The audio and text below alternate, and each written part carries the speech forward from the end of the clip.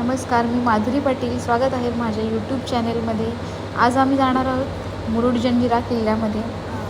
अलिबाग तालुक्यातील मुरुड या ठिकाणी मुरुड जंजिरा हा किल्ला आहे.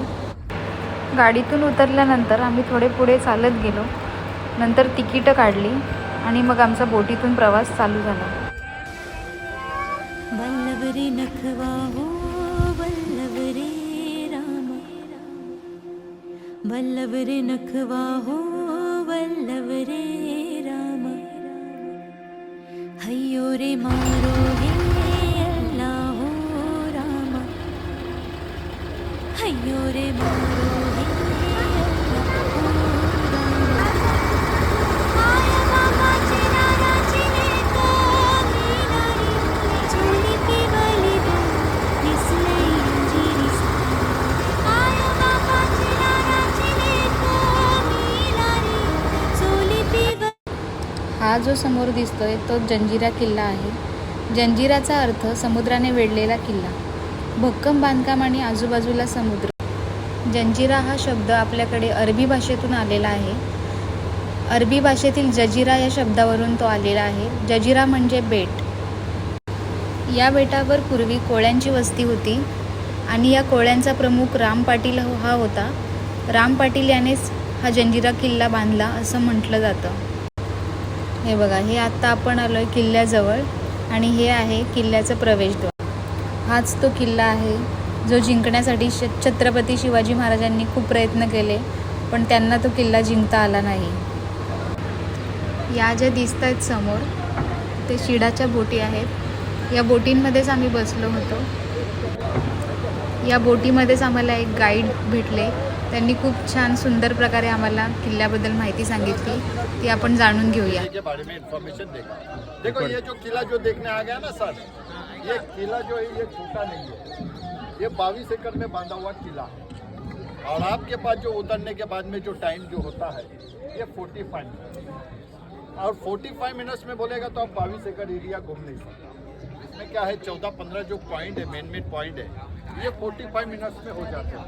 लेकिन इसका मालूमात एक गाइड के जरिए पता चल जाता है सर.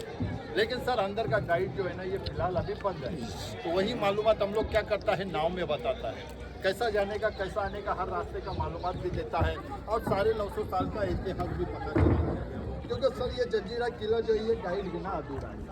तो ज़रा 10 मिनट सुनेगा तो मैं आपको कुछ भी बता दे देगा. तो सुनने का सर. देखो आपके मन में एक शंका है कि किला बनने से पहले यहाँ पे क्या था.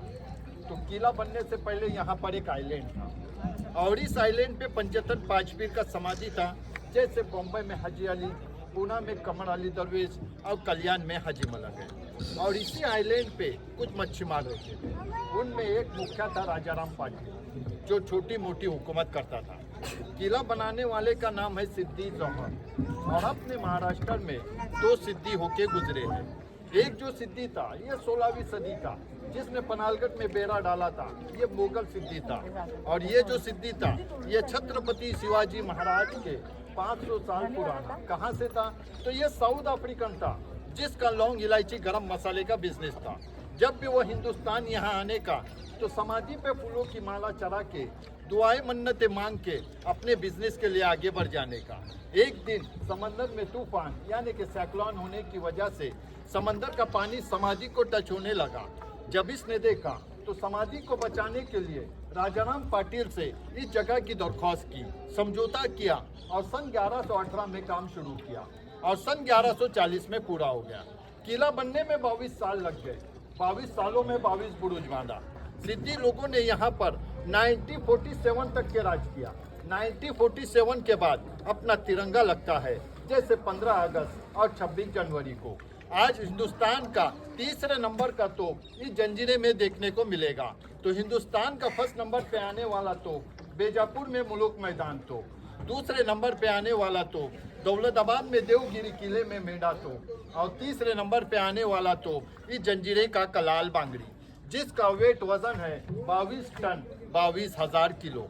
बनाने वाले ने इसमें एक खास रीजन रखा है. जैसे हम 5 से 10 मिनट अगर धूप में रहते हैं हमारा बदन हीट हो जाता है, सर गर्म हो जाता है, लेकिन वो तो सारा दिन धूप में रहने के बाद भी गर्म नहीं होता, क्योंकि वो तो लोहा नहीं है सर। अगर लोहा रहता तो 950 सालों में समंदर की खारी हवा में सरगल के खत्म हो गया होता। वो पंच धातु का तोप है, जैसे लोहा, पीतल, तांबा, चांदी और ग्रेफाइट शीशा, ये 5 धातुओं को मिक्स करके उसे बनाया हुआ है।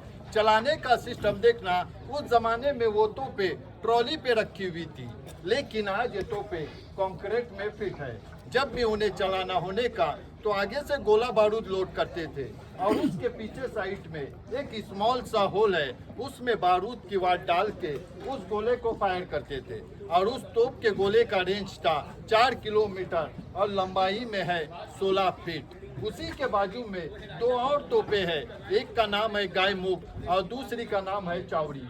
ये 3 तोपे इस जंजीरे की मेन तोपे है, जो कि मेन गेट पे रखी हुई है। आप जो किला देखने आ गया ना सर, इस किले के अपोजिट में और एक किला है जो आप लोगों ने मुरुड बीच से भी देखा होगा। उस किले का नाम है पद्मदुर्ग।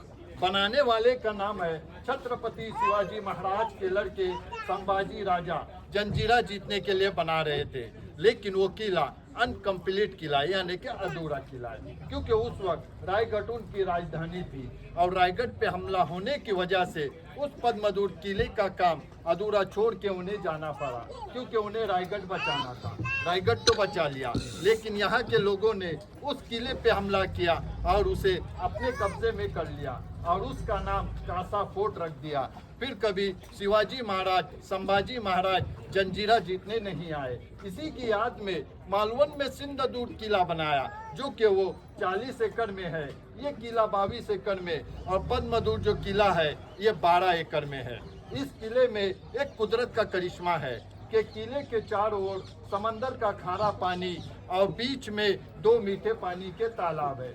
और तालाब इतनी बड़ी है कि जिस नाव में हम लोग बैठे हैं, ऐसे अगर 2 से 3 नाव अगर उठा के अंदर डाल देंगे तो घुमा सकते हैं, फिरा सकते हैं, इतने बड़े तालाब है। उस शाही तालाब के हफ राउंडिंग में सिद्दी ने अपनी बीवी जुबैदा खान के लिए एक महल बनाया, जिसे शीश महल कहा जाता था, और उसमें 7 रंग की शीशे लगी हुई थी।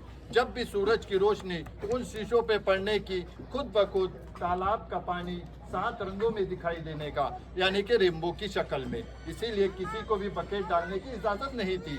अगर कोई बकेट डालेगा, पानी हिलेगा, रिफ्रेशन चला जाएगा। इसीलिए तालाब के साइड में लोगों को पानी ले जाने के लिए 2 कनेक्टिंग गेट बनाया। वही तालाब के बिल्कुल सामने आपको एक बड़ा सा इमारत दिखाई देगा, ये है राज दरबार। उस जमाने में 5 मंजिला था, जो कि अब 3.5 मंजिला है, 1.5 मंजिला गिर गया। उसी से थोड़ा आगे चले आओगे, आपको और एक तालाब दिखाई देगा। उस तालाब का नाम है चिड़ेखानी तालाब। उसकी गहराई है 30 फीट। इस किले में 2 समाज के लोग थे।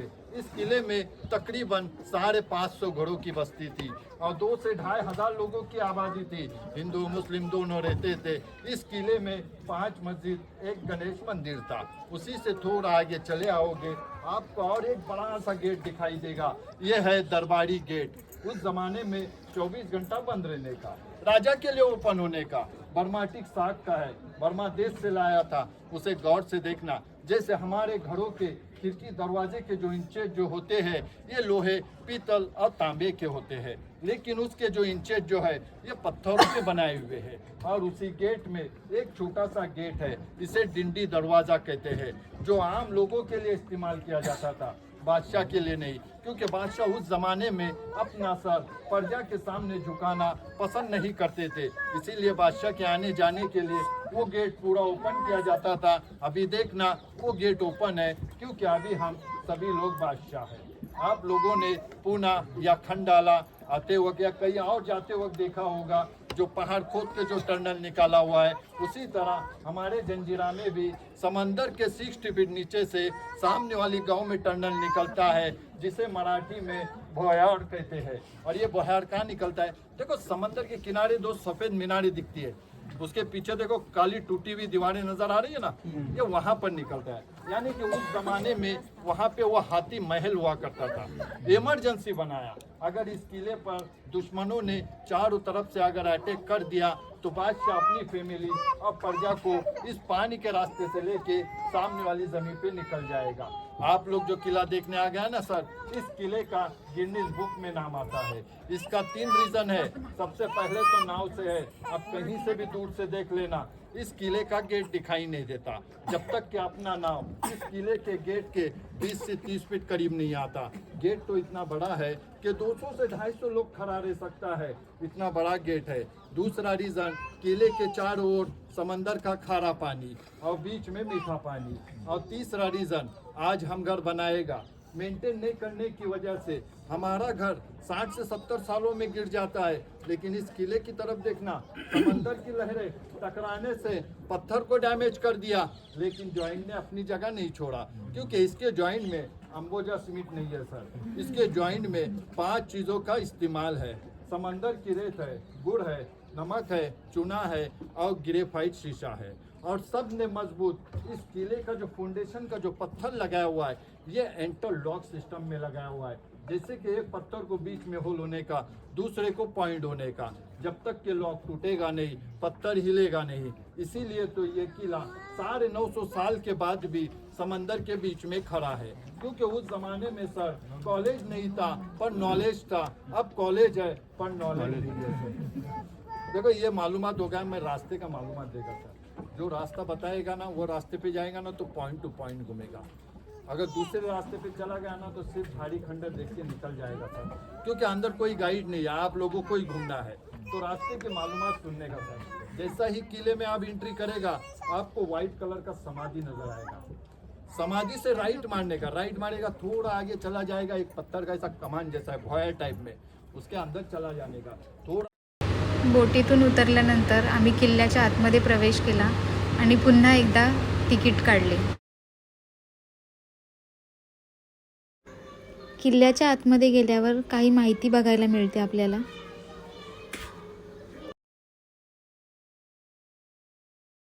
किल्ल्याच्या आतमध्ये गेल्यावर 2 गोड्या पाण्याचे तलाव बघायला मिळतात. हे मोठं तलाव आहे.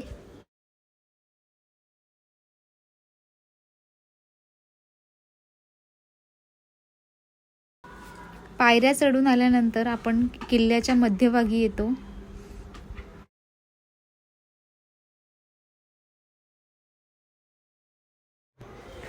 आता आपण किल्ल्याच्या मध्यभागी उभे आहोत. चारी बाजूंनी समुद्र आणि मध्ये हा जंजिरा किल्ला.